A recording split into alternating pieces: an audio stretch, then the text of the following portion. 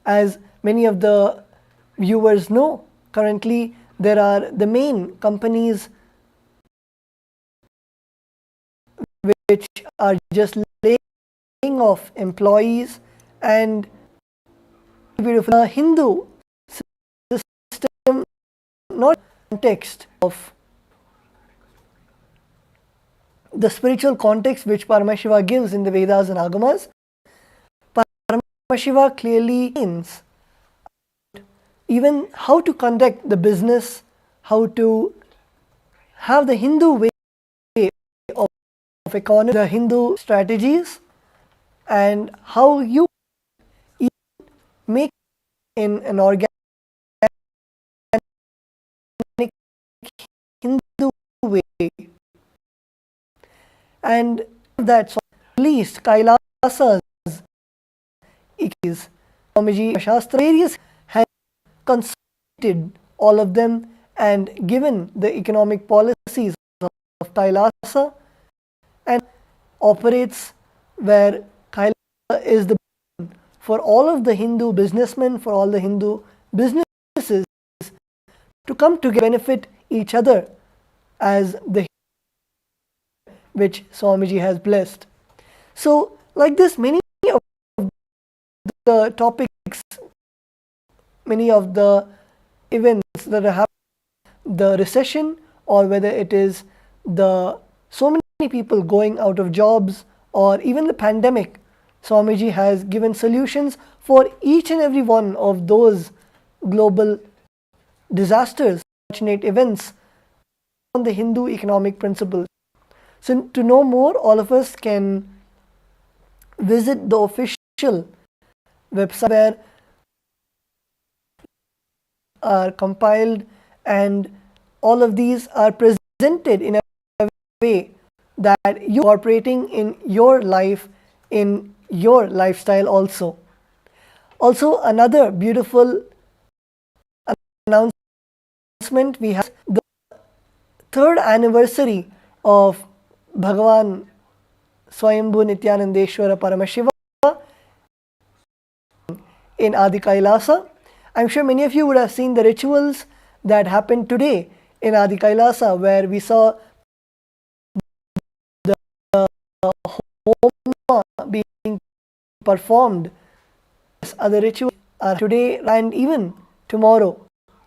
So all of the viewers to tune in live, and just by seeing the temple rituals, by having the sankalpa, as Swamiji says, resolution, when we keep that in the inner space, when all the deities are invoked and are literally to accept all our offerings, and in this auspicious time, all of us have the opportunity to tune in live and submit our prayer requests, submit our intentions, submit our prayers and wishes, boons received from Paramashiva, invite us to come and experience the grand rituals, the grand happening of the third anniversary of Nithyanandeshwara. The Nithyanandeshwara Paramashiva himself, the Linga, of course Swayambhu, eternal, which is from time immemorial, gracing. But from the time that we officially, Swamiji consecrated Bhagavan Nithyanandeshwara Paramashiva in the form of the Swayambhu Linga, this is the third anniversary of Swayambhu Nithyanandeshwara Paramashiva. And also, by becoming an e-citizen, that itself grants viewers the two-way darshan of the live rituals, where not just in one way through YouTube or Facebook or the various social media platforms you're able to receive the darshan and blessings of Swayambhu Nithyanandeshwara, but you're able to be in two-way, where Bhagavan Nithyanandeshwara also, Swamiji, can see you and receive the blessings and receive the Nayana Diksha, the initiation just by the Swami of Paramashiva. So all of us can avail this beautiful opportunity by becoming part of the KAILASA, and the link right below, viewers can apply for ship of KAILASA. The rituals are happening from 7 a.m. IST, which is 8 p.m. Pacific, to 1 which is Pacific time, and all of you can enjoy the rituals happening and receive the blessings of Bhagavan Nithyanandeshwara Paramashiva. So with that, we'll now be going to the next segment in just a few moments, and we'll be right back with you after a short break. Please stay tuned.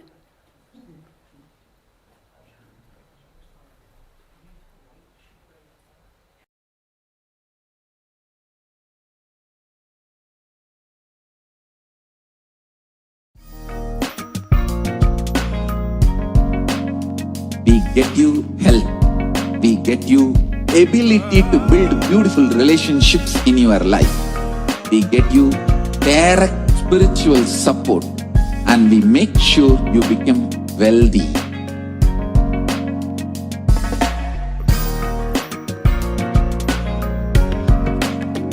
We won't stop giving you just good life. We will literally not stop till you live enlightened life. Manifesting the state of Paramashiva, space of Paramashiva, powers of Paramashiva, being of Paramashiva.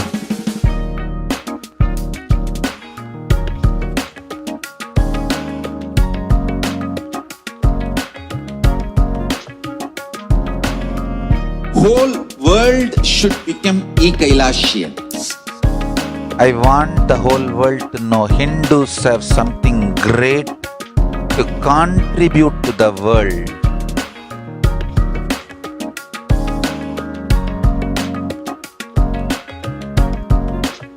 We have something great to contribute to the world.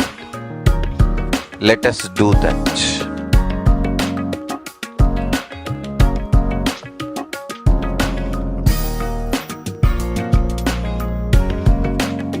KAILASA is proper customized spiritual service helping you to identify your root patterns of suffering. We have perfected the science of helping every individual from every cultural, religious, nationality background.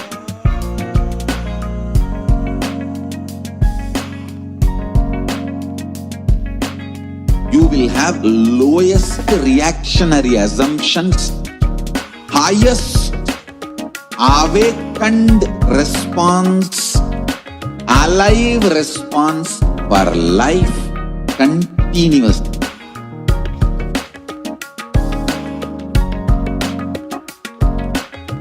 KAILASA is enlightenment ecosystem, literally enlightenment itself in your own home, wherever you are. Proper customized spiritual service helping you to complete with your life negativity. Withdrawal from life, self-hatred, self-denial, self-doubt, so much of tiredness, laziness. We can support you aligning your diet, your attitude, your aptitude, your understanding about life. We can help you with everything.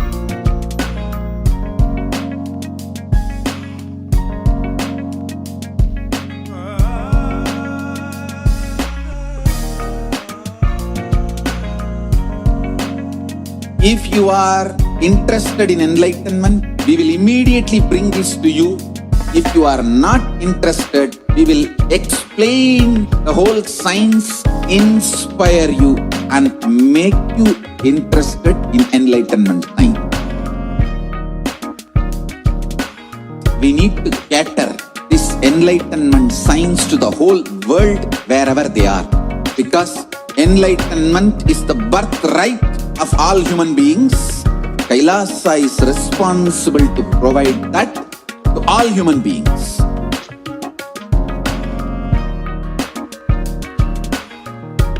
Kailasa is the totality of the knowledge I received from my gurus and practice manifested in my life, perfected by teaching millions of people from all cultures, time zones, backgrounds, genders, nationality, race, from every creed.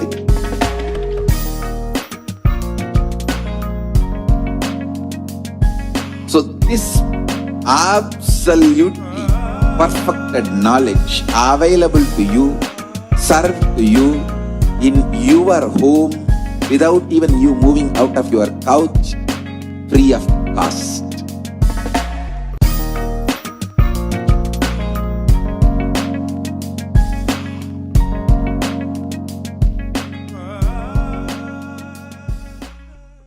There are some great spiritual sciences unique to Hinduism. Subtle, otherworldly, but definitive sign.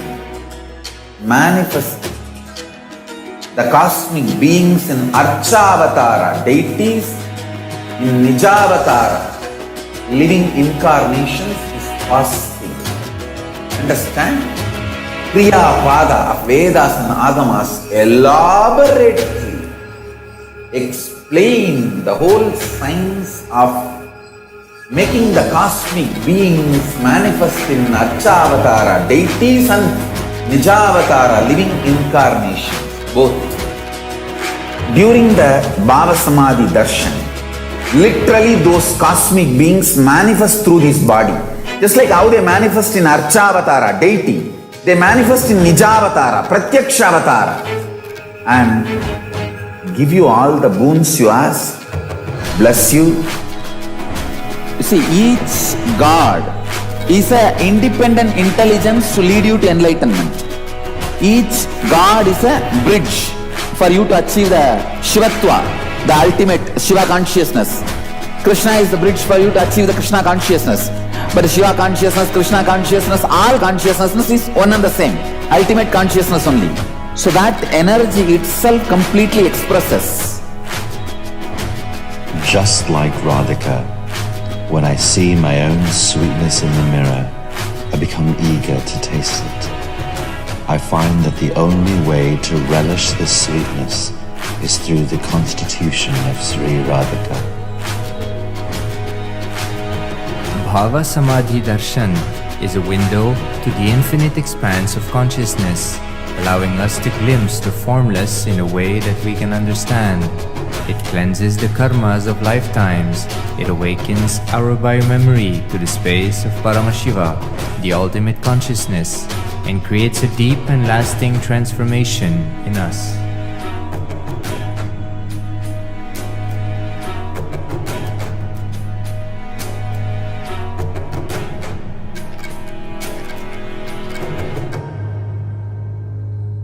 A more intelligently connected world leads to a brighter future. An enlightened humanity leads to a better world. During the Paramashivoham program, we help people to discover their superhuman possibilities and help them to find and achieve the true purpose of their birth by giving them the techniques, practices, and methodologies from the Vedagamas, the original source scriptures of Hinduism. The Supreme Pontiff of Hinduism is reviving the ancient original Vedas and Agamas in all its glory, in a user-friendly way for the modern mind. The Supreme Pontiff of Hinduism is transforming human beings into divine beings, reviving, initiating, and replicating the 463 powers from the Agamas revealed by Paramashiva. The Supreme Pontiff of Hinduism is not just giving solutions for every problem man faces, but is making them irrelevant to their lives by transforming human beings into divine beings. Listen. Any argument presented by your mind, body, your present reality to establish you are not Paramashiva. You are not omniscient, omnipotent, omnipresent. Anything presented to prove you are not Paramashiva is illegitimate. Decide this. This is super determinism. Understand? Anything you declare as illegitimate will lose power over you, will die in few days, few minutes, maybe in few weeks, whatever few days it takes. It will not have power over you. Understand, this is the method for sudden enlightenment. This is the method for sudden enlightenment. It happens by the Shaktipada. Here Paramashiva is sitting to tell you all, you are Paramashiva, you are me, with Shaktipada and Shaktinipada. The Dvitiya Vijnasa Krama is an extensive and thorough yoga sequence to prepare your body to receive the experience being given by the Supreme Founder of Hinduism. Through the yoga, which is aligned as per the source scriptures laid down by Paramashiva and the Agamas, you break all the impossibility in your body and in turn break the very cognition of impossibility. The program leads you to go beyond your human frame and limiting human ideas, which prevents you from living your highest possibility. I will reach you wherever you are, whichever corner of the world you may be. I will reach you with enlightenment. Again I tell you, I am not here to prove I am God, I am here to prove you are God. Don't wait to become divine. Register now at paramashivoham.org. There are some great spiritual sciences unique to Hinduism. Subtle, otherworldly, but definitive sign. Manifesting the cosmic beings in Archavatara, deities in Nijavatara, living incarnations is possible. Understand? Kriyapada of Vedas and Agamas elaborately explain the whole science of making the cosmic beings manifest in Archavatara, deities and Nijavatara, living incarnations, both.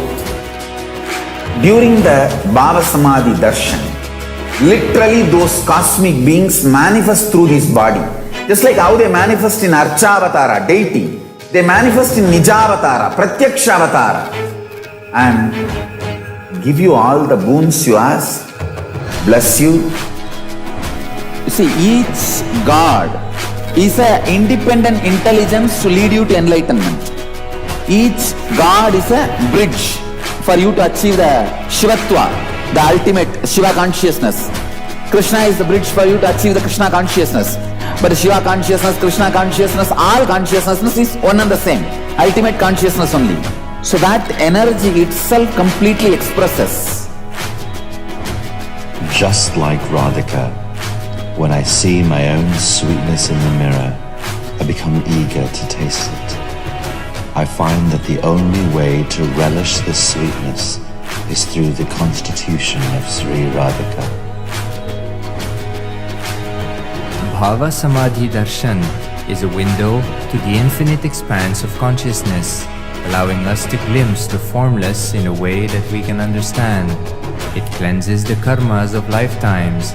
It awakens our biomemory to the space of Paramashiva, the ultimate consciousness, and creates a deep and lasting transformation in us.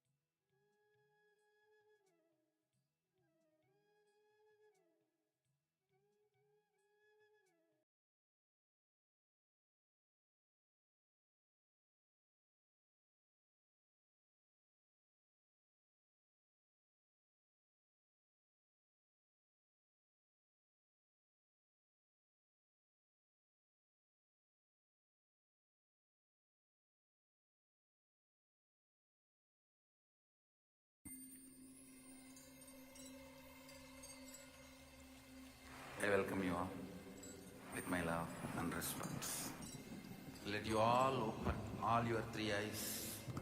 Om Nithyananda Paramashivoham.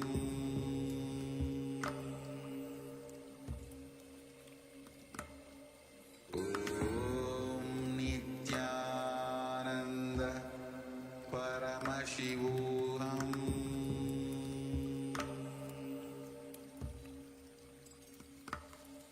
Om Nithyananda Paramashivoham.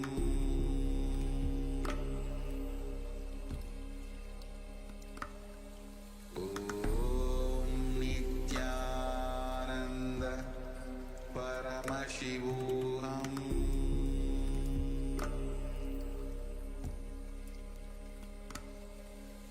Om Nithyananda Paramashivoham.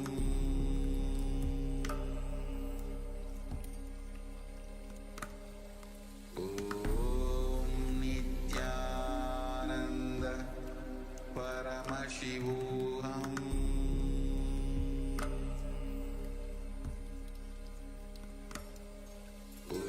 Om Nithyananda Paramashivoham.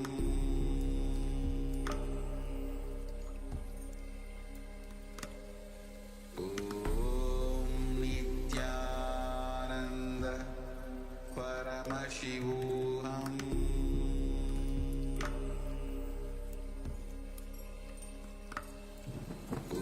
Om Nithyananda Paramashivoham.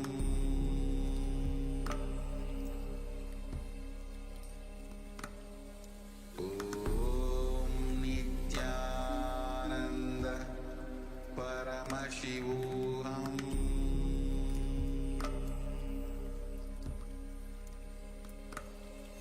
Om Nithyananda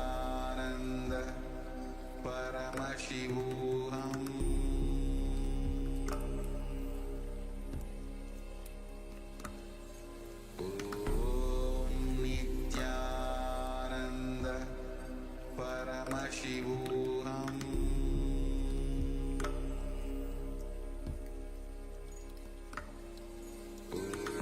Om Nithyananda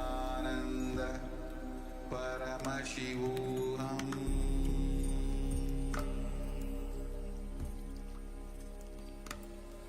Om Nithyananda Paramashivoham.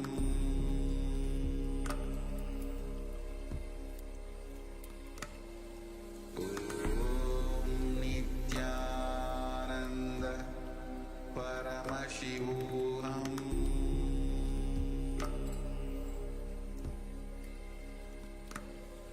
Om Nithyananda Paramashivoham.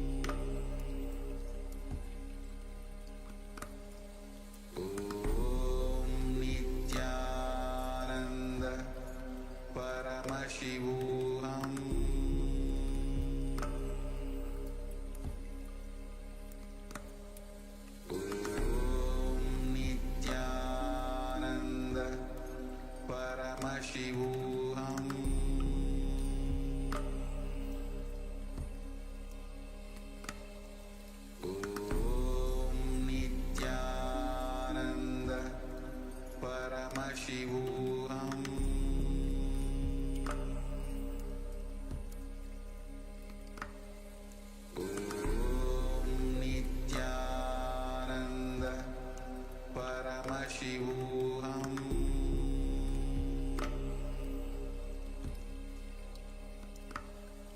Om Nithyananda Paramashivoham.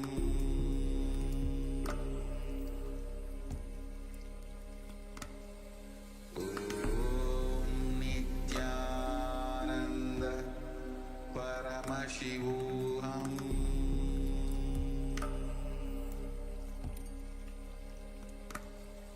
Om Nithyananda Paramashivoham.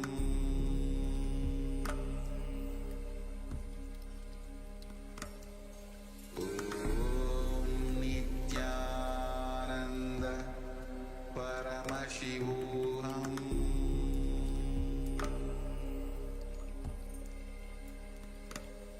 Om Nithyananda Paramashivoham.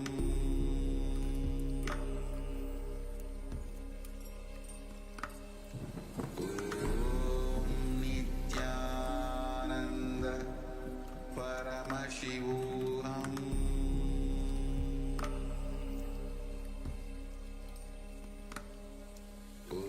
Om Nithyananda Paramashivoham.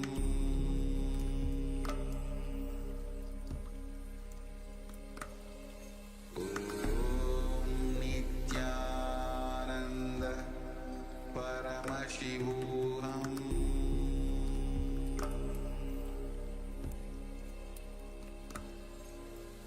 Om Nithyananda Paramashivoham.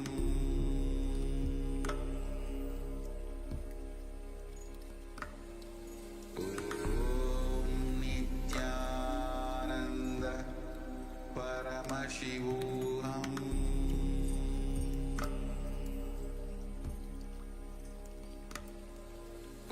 Om Nithyananda.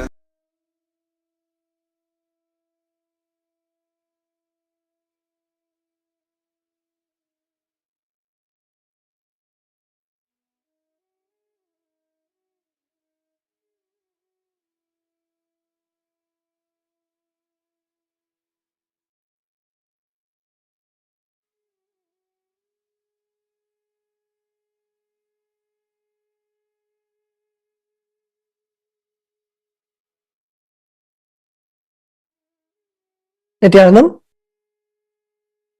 we will now be chanting the Dhyana Shloka for Bhagavan Dakshinamurthy. Please sit straight.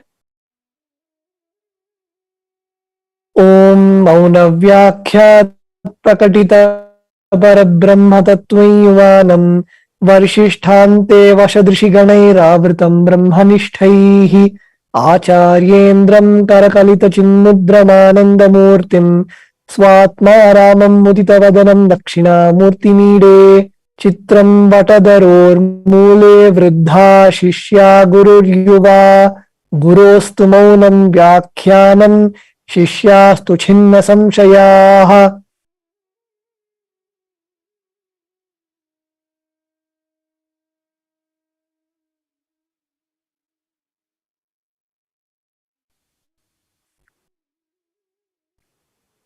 I praise and salute that Dakshinamurthy who faces the south, who explains the true nature of the Supreme Brahman through his state of silence, who is young in looks, who is surrounded by disciples who are old sages,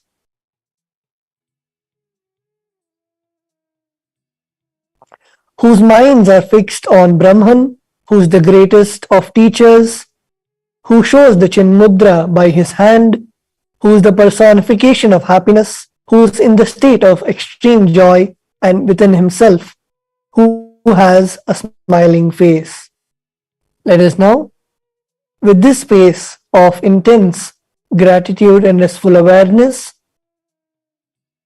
receive the darshan of our beloved Swamiji in the form of Bhagavan Dakshinamurthy.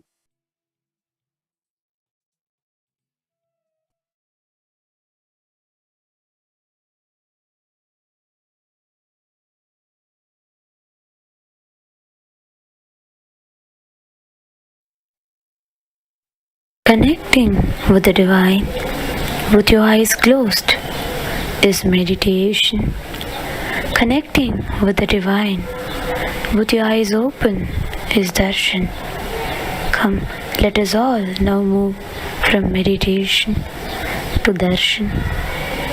Slowly, very slowly, please open your eyes.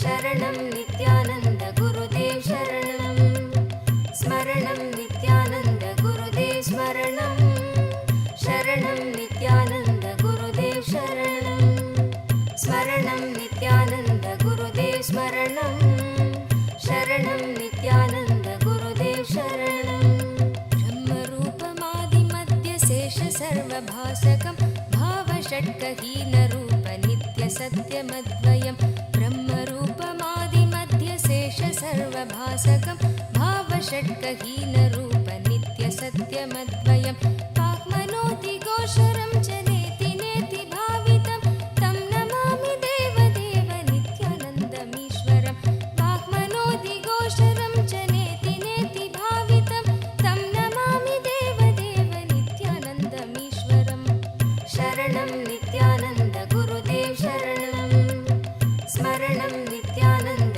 गुरुदेव स्मरणं शरणं नित्यानन्द गुरुदेव शरणं आदितेयविहरं सुरारिदैत्यनाशकं साधुशिष्टकामदं महीसुभारहारकम् आदितेयविहरं सुरारिदैत्यनाशकं साधुशिष्टकामदं महीसुभारहारकं स्वात्मरूपतत्त्वकं युगे युगे च दर्शितं स्वात्मरूपतत्त्वकं युगे युगे च दर्शितं तं नमामि देवदेव नित्यानन्दमीश्वरं तं नमामि देवदेव नित्यानन्दमीश्वरं शरणं नित्यानन्द गुरुदेव शरणं स्मरणं नित्यानन्द गुरुदेव स्मरणं शरणं नित्यानन्द गुरुदेव शरणं सर्वभूतसर्गकर्मसूत्रबन्धकारणं ज्ञानकर्म पापपुण्यतारतम्यसाधनं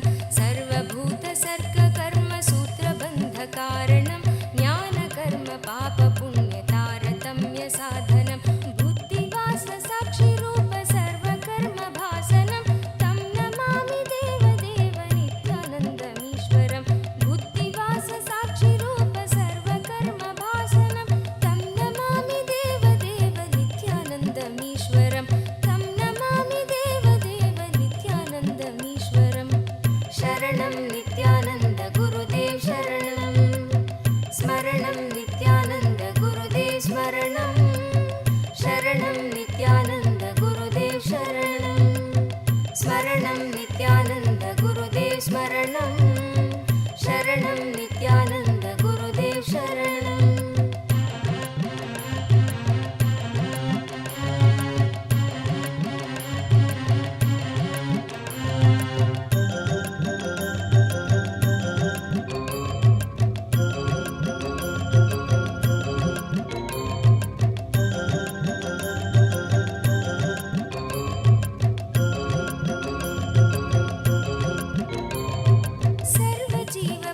सर्वजीवपापनाशकारणं भवेश्वरं स्वीकृतं च गर्भवासदेहपाशमीदृशं सर्वजीवपापनाशकारणं भवेश्वरं स्वीकृतं च गर्भवासदेहपाशमीदृशं स्थापितं स्वलीलया च येन दिव्यजीवनं स्थापितं स्वलीलया च येन दिव्यजीवनं तं नमामि देवदेव नित्यानन्दमीश्वरं तं नमामि देवदेव नित्यानन्दमीश्वरं शरणं नित्यानन्द गुरुदेव शरणं स्मरणं नित्यानन्द गुरुदेव स्मरणं शरणं नित्यानन्द गुरुदेव शरणं तुल्यलोष्टकाञ्चनं च हेयनेयधीगतं स्त्रीषु नित्यमातृरूपशक्तिभावभावुकं तुल्यलोष्टकाञ्चनं च हेयनेयधीगतं स्त्रीषु नित्यमातृरूपशक्तिभावभावुकं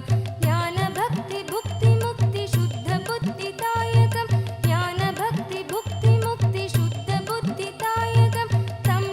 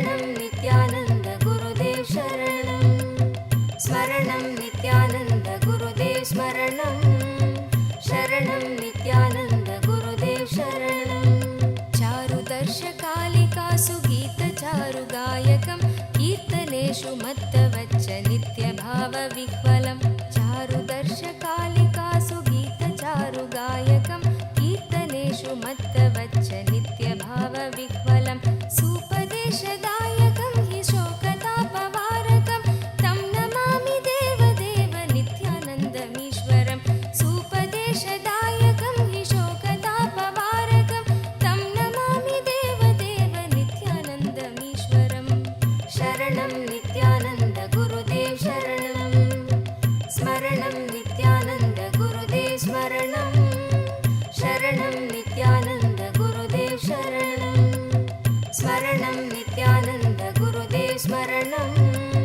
शरणं नित्यानन्द गुरुदेव शरणं पादपद्मतत्त्वबोधशान्तिसौख्यदायकं सक्तचित्तभक्तसून नित्यवित्तवर्धनं पादपद्मतत्त्वबोधशान्तिसौख्यदायकं सक्तचित्तभक्तसून नित्यवित्तवर्धनं दम्भिदर्पधारणं तु निर्भयं जगद्गुरुं दम्भिदर्पधारणं तु निर्भयं जगद्गुरुं तं नमामि देवदेव नित्यानन्दमीश्वरं तं नमामि देवदेव नित्यानन्दमीश्वरं शरणं नित्यानन्द गुरुदेव शरणं स्मरणं नित्यानन्द गुरुदेव स्मरणं शरणं नित्यानन्द गुरुदेव शरणं स्मरणं नित्यानन्द गुरुदेव स्मरणं शरणं नित्यानन्द गुरुदेव शरणं पञ्चवर्षबालभावयुक्तहंसरूपिणं सर्वलोकरञ्जनं भवाब्धिसङ्गभञ्जनं पञ्चवर्षबालभावयुक्तहंसरूपिणं सर्वलोकरञ्जनं भवाब्धिसङ्गभञ्जनं शान्तिसौख्यसद्मजीवजन्मभीतिनाशनं तं नमामि देवदेव नित्यानन्दमीश्वरं शान्तिसौख्यसद्मजीवजन्मभीतिनाशनं तं नमामि देवदेव नित्यानन्दमीश्वरं शरणं नित्यानन्द गुरुदेव शरणं स्मरणं नित्यानन्द गुरुदेव स्मरणं शरणं नित्यानन्द गुरुदेव शरणं स्मरणं नित्यानन्द गुरुदेव स्मरणं शरणं नित्यानन्द गुरुदेव शरणं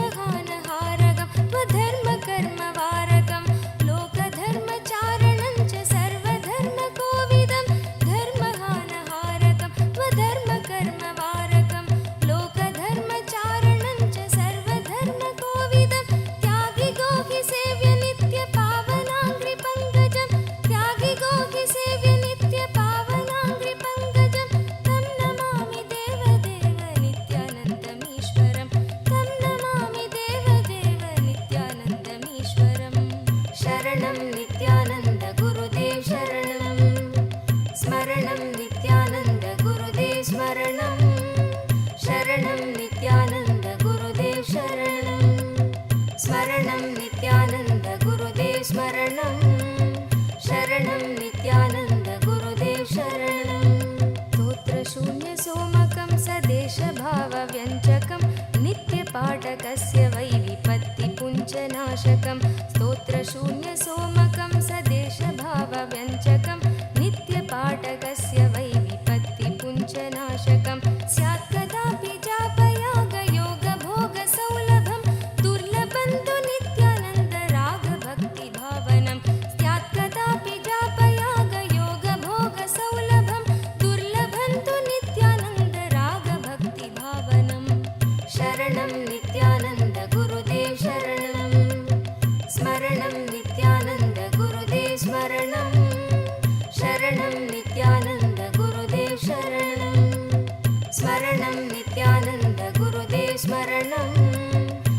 शरणं नित्यानन्द गुरुदेव शरणं तोत्रशून्य सोमकं सदेशभाववञ्चकं नित्यपाठकस्य वै विपत्तिपुञ्जनाशकं स्तोत्रशून्य सोमकं सदेशभाववञ्चकं नित्यपाठकस्य वै विपत्तिपुञ्जनाशकं स्यात् कदापि जापयागयोगभोगसौलभं स्यात् कदापि जापयागयोगभोगसौलभं दुर्लभं तु नित्यानन्दरागभक्तिभावनं दुर्लभं तु नित्यानन्दरागभक्तिभावनं शरणं नित्यानन्द गुरुदेव शरणं स्मरणं नित्यानन्द गुरुदेव स्मरणं शरणं नित्यानन्द गुरुदेव शरणं स्मरणं नित्यानन्द गुरुदेव स्मरणं शरणं नित्यानन्द गुरुदेव शरणं शरणं नित्यानन्द गुरुदेव शरणं स्मरणं नित्यानन्द गुरुदेव स्मरणं शरणं नित्यानन्द गुरुदेव शरणं स्मरणं नित्यानन्द गुरुदेव स्मरणं शरणं नित्यानन्द गुरुदेव शरणं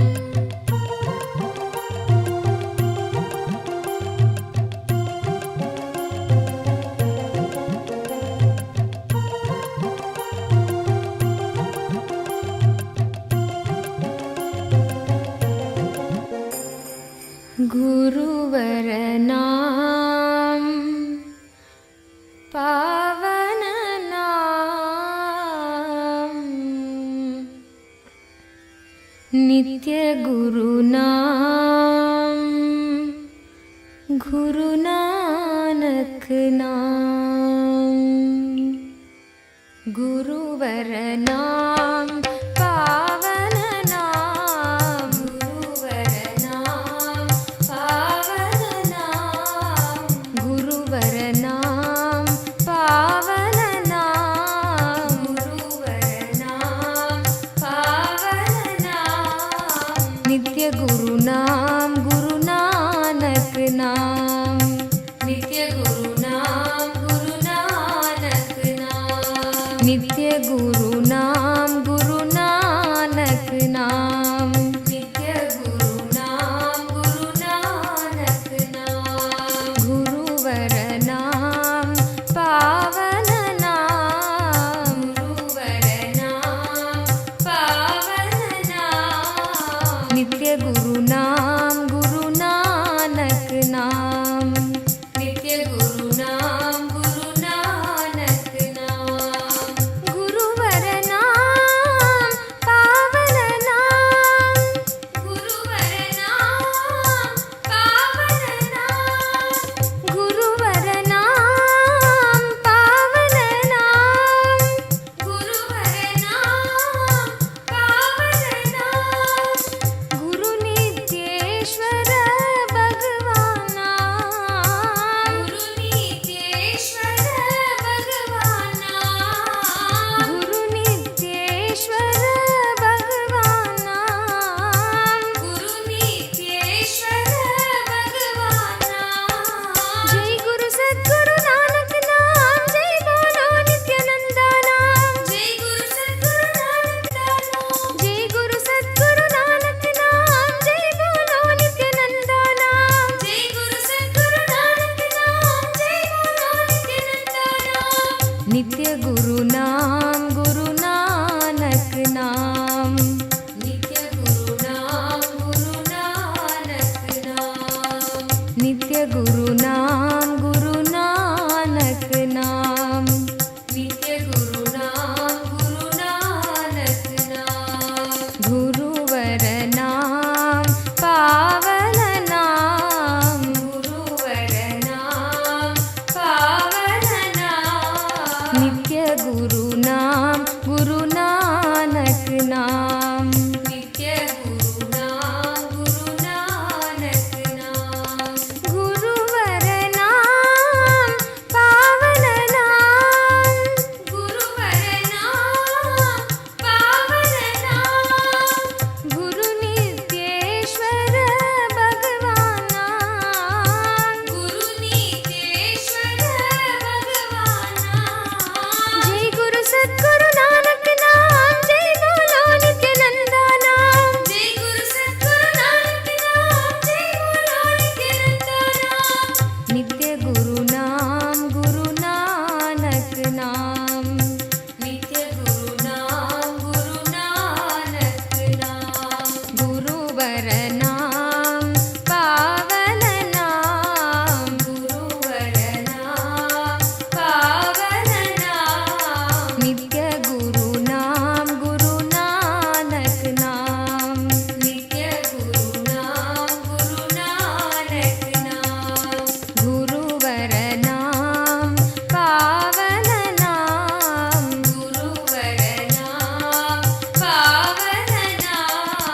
नित्य गुरु नाम गुरु नानक नाम नित्य गुरु नाम गुरु नानक नाम गुरुवर नाम पावन नाम गुरुवर नाम पावन नाम गुरुवर नाम पावन नाम गुरुवर नाम पावन नाम गुरु नित्येश्वर भगवान गुरु नित्येश्वर भगवान गुरु नित्येश्वर भगवान गुरु नित्येश्वर भगवान जय गुरु सद्गुरु नानक नाम जय बोलो नित्यानंदा नाम जय गुरु सद्गुरु नानक नाम जय बोलो नित्यानंदा नाम जय गुरु सद्गुरु नानक नाम जय बोलो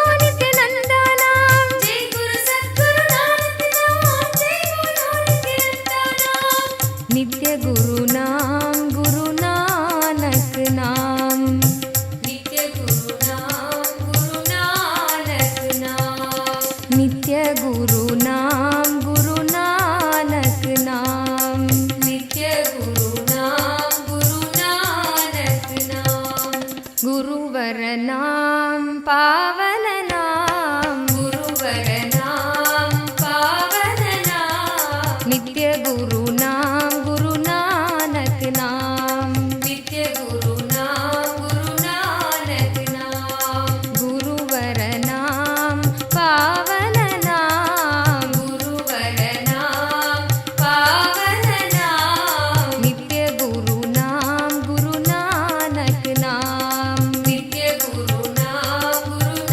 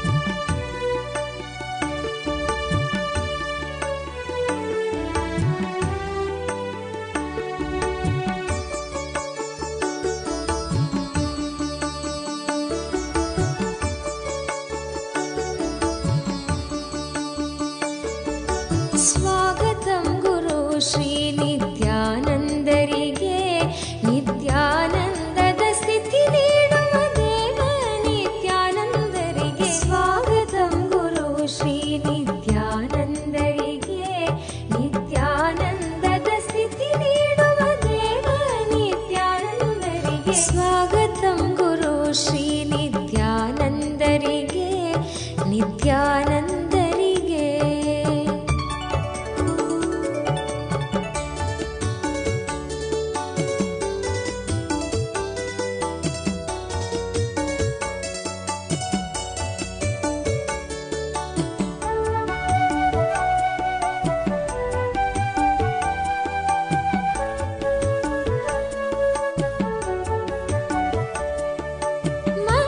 ಮಧ್ವಾಚಾರ್ಯರಿಗೆ ವ್ಯಾಸತೀರ್ಥರಿಗೆ ಮಧ್ವಾಚಾರ್ಯರಿಗೆ ವ್ಯಾಸತೀರ್ಥರಿಗೆ ಶ್ರೀ ಜಯತೀರ್ಥಾನಂದ ತೀರ್ಥ ಶ್ರೀಪಾದರಾಯರಿಗೆ ಶ್ರೀ ಜಯತೀರ್ಥಾನಂದ ತೀರ್ಥ ಶ್ರೀಪಾದರಾಯರಿಗೆ स्वागतं गुरु श्री नित्यानन्दरिगे नित्यानन्दದ ಸ್ಥಿತಿ ನೀಡುವ ದೇವ ನಿತ್ಯಾನಂದರಿಗೆ स्वागतं गुरु श्री नित्यानन्दरिगे स्वागतं गुरु नित्यानन्दरिगे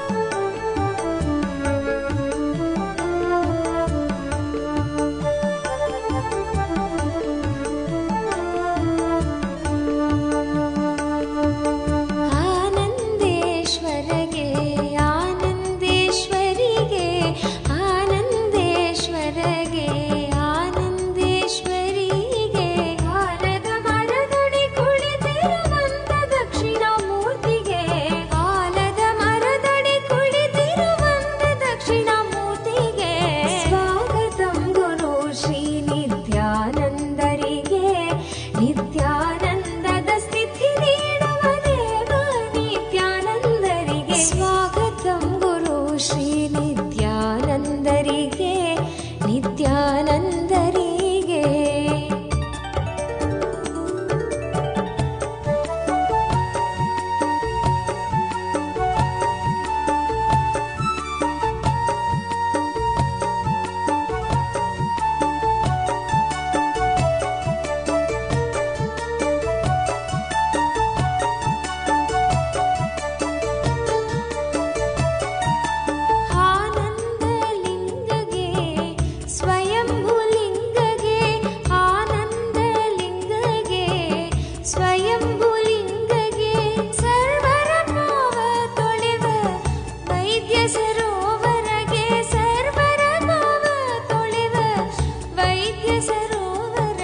ಸ್ವಾಗತಂ ಗುರು ಶ್ರೀ ನಿತ್ಯಾನಂದರಿಗೆ. ನಿತ್ಯಾನಂದದ ಸ್ಥಿತಿ ನೀಡುವ ದೇವ ನಿತ್ಯಾನಂದರಿಗೆ. ಸ್ವಾಗತಂ ಗುರು ಶ್ರೀ ನಿತ್ಯಾನಂದರಿಗೆ. ನಿತ್ಯಾನಂದದ ಸ್ಥಿತಿ ನೀಡುವ ದೇವ ನಿತ್ಯಾನಂದರಿಗೆ. ಸ್ವಾಗತಂ ಗುರು ಶ್ರೀ ನಿತ್ಯಾನಂದರಿಗೆ. ಸ್ವಾಗತಂ ಗುರು ಶ್ರೀ ನಿತ್ಯಾನಂದರಿಗೆ. ಸ್ವಾಗತಂ ಗುರು ಶ್ರೀ ನಿತ್ಯಾನಂದರಿಗೆ. ನಿತ್ಯಾನಂದರಿಗೆ ನಿತ್ಯಾನಂದರಿಗೆ.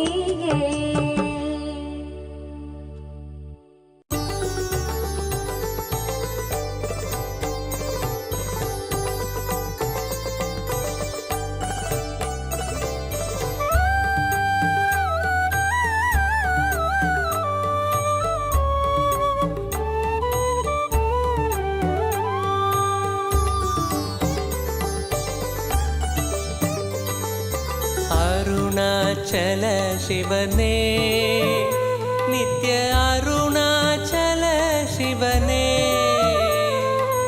அபயம் தந்தம்மையாட்கொண்டிடவே அபயம் தந்தம்மையாட்கொண்டிடவே கருணையால் உதித்தவனே நித்ய அருணாச்சல சிவனே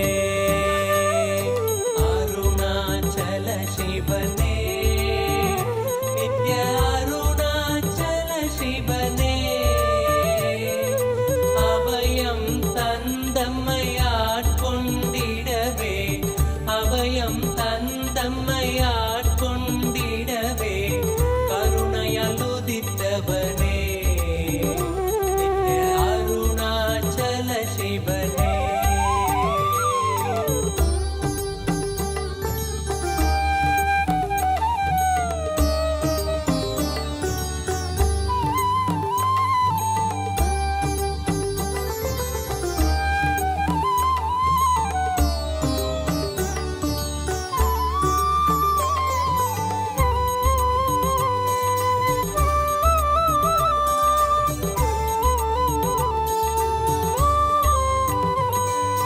ത്രിതയുഗ അഗ്നി ത്രേതയിൽ മാണിക്കം ദ്വാപരത്താമിരമാം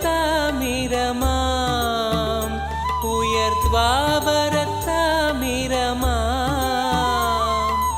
கலியுகம் உய்ய அருணாச்சல இந்த கலியுகம் உய்ய அருணாச்சல திரு மலையன எழுந்தவனே நித்ய அருணாச்சல சிவனே அருணாச்சல சிவனே நித்ய அருணாச்சல சிவனே அபயம் தந்தம்மையாட்கொண்டிடவே அபயம் தந்தம்மையாட்கொண்டிடவே கருணையால் உதித்தவனே நித்ய அருணாச்சல சிவனே.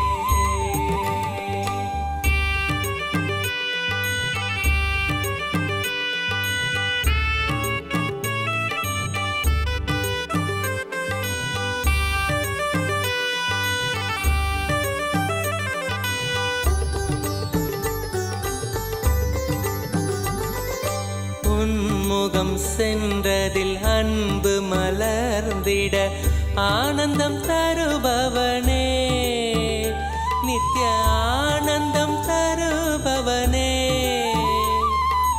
கல்மணம் தாண்டியுன் இன்முகம் நினைந்திட கல்மணம் தாண்டியுன் இன்முகம் நினைந்திட முக்தி அளிப்பவனே நித்ய அருணாச்சல சிவனே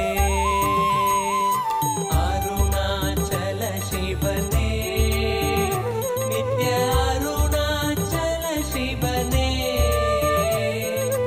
அபயம் தந்தம்மையாட்கொண்டிடவே அபயம் தந்தம்மையாட்கொண்டிடவே கருணையால் உதித்தவனே நித்ய அருணாச்சல சிவனே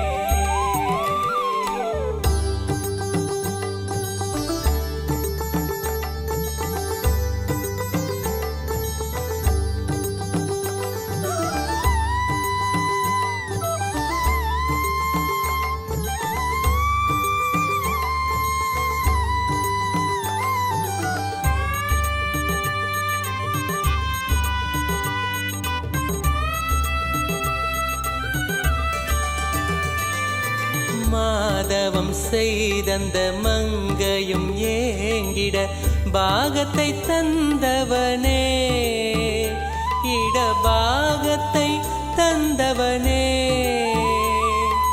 வேண்டிடும் அன்பரை காத்திடவே இங்கு வேண்டிடும் அன்பரை காத்திட மானுட வேடம் பூண்டவனே நித்ய அருணாச்சல சிவனே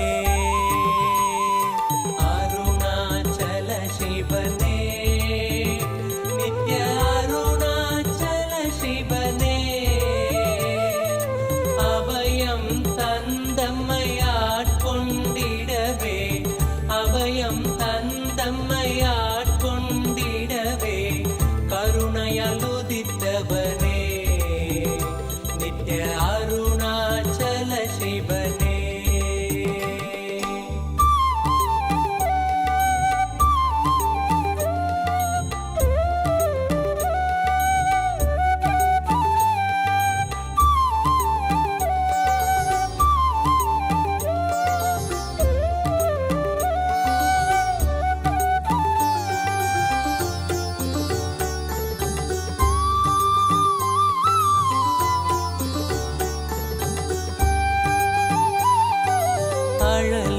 அழலுருவாகினும் அடி தோளும் மாந்தரை நிழலென காப்பவனே குளிர் நிழலென காப்பவனே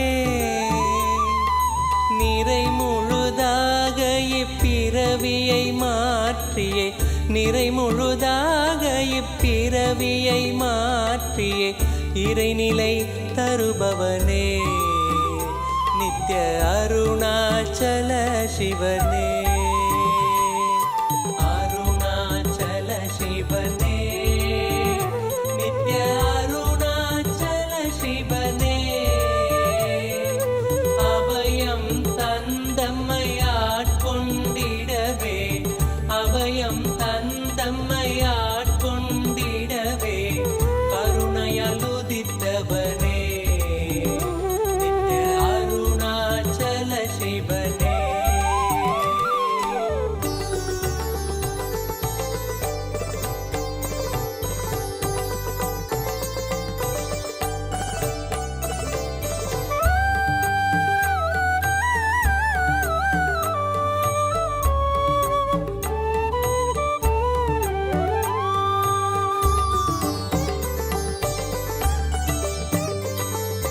வேதனை தீர்த்திட வேதனும் மாலும் பாதம் பணிந்திடவே உந்தன் பாதம் பணிந்திடவே ஆதியும் அந்தமில்லாதந்த ஜோதி ஆதியும் அந்தமில்லாதந்த ஜோதியின் ரூபம் தரித்தவனே நித்ய அருணாச்சல சிவனே அருணாச்சல சிவனே நித்ய அருணாச்சல சிவனே அபயம் தந்தம்மையா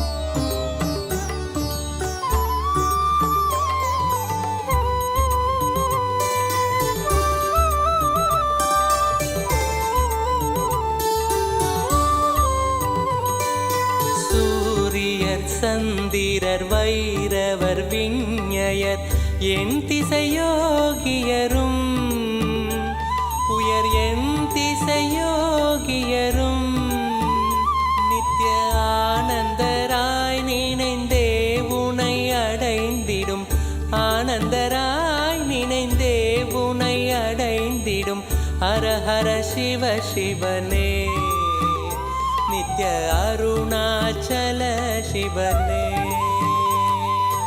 அருணாச்சல சிவனே நித்ய அருணாச்சல சிவனே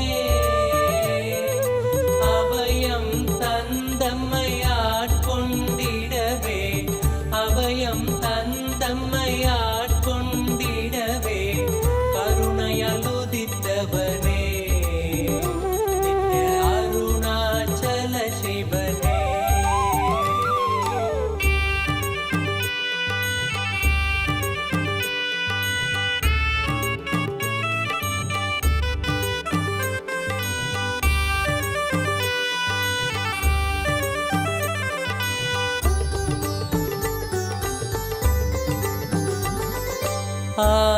ஆலமிடற்றினில் கட்டிய நாதனே காலனை வென்றவனே இங்கு காலனை வென்றவனே துதி பாடிய மைந்தனும் உண்டவிடம் துதி பாடிய மைந்தனும் உண்டவிடம் அதன் வீரியம் மாய்த்தவனே நித்ய அருணாச்சல சிவனே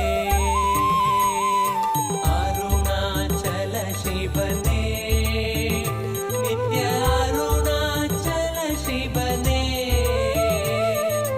அபயம் தந்தம்மையாட்கொண்டிடவே அபயம் தந்தம்மையாட்கொண்டிடவே கருணையால் உதித்தவனே நித்ய அருணாச்சல சிவனே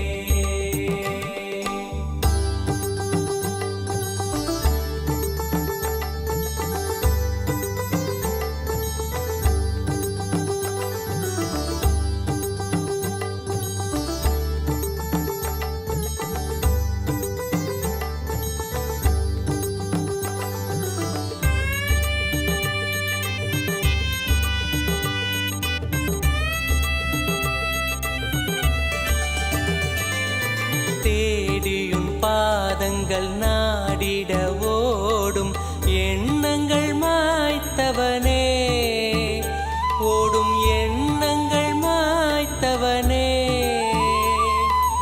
ஆழ்ந்து நினைந்திட ஆண்டவனே உனை ஆழ்ந்து நினைந்திட ஆண்டவனே நித்ய ஆனந்தம் தந்தவனே நித்ய அருணாச்சல சிவனே